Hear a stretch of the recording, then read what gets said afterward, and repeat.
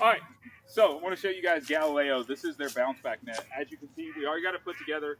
Took about 10 minutes. There is about 12 poles around, and you have bungees, but you do not have to use them. But look how cool this unit is. I like a couple things about it. A, has this nice mesh on the outside.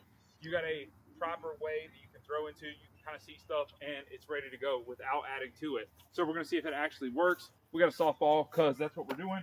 We're going to drop it in, and just like that, it comes back. I don't even have it anchored in the ground. Guys, it could be anchored in the ground. I could add the extra bungees to it if I need it. But my daughter and I can come out here. We can do whatever we want to do. You can get pop flies off of it. You can get line drives off of it. And get a little bit of everything. Sky, let's see if you can make it work. All right, here we go. So let's see if she can work it.